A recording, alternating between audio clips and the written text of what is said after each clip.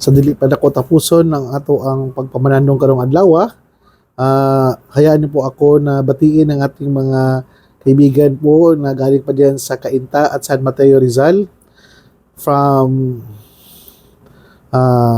Tita Barira and family, Tita Pat Rojas and family, Ate Marilis Vargas and family,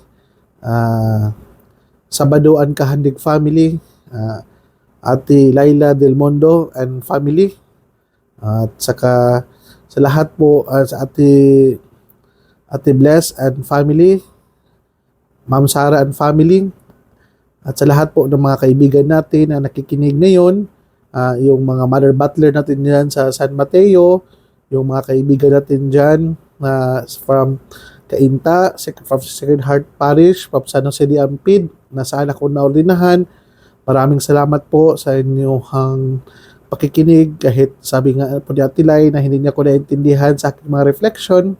At least you find time to listen to our daily reflection. So, find time to comment, and kung saan man kayo ngayon, saan man umabot yung reflection namin, para po alam namin na ma-recognize at masama namin kayo sa great things natin dito sa ating daily reflection.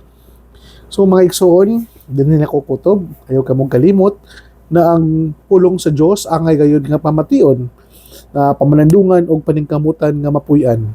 Bulahan ang tao nga naningkamot magpuyo sa pulong ni Jesus. Sama siya sa kahoy nga gitanom, daplin sa sapa, kansang ang dahon, dili gayud malaya. Og timpo sa ting bunga, muhatag siyag maayong mga bunga.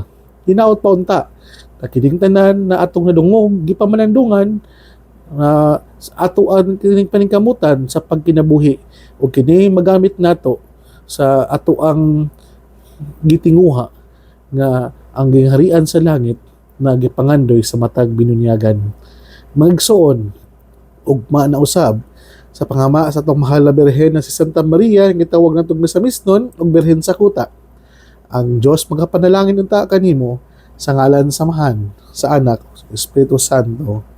Amen. Mayong adlaw mga igsoon, o God bless.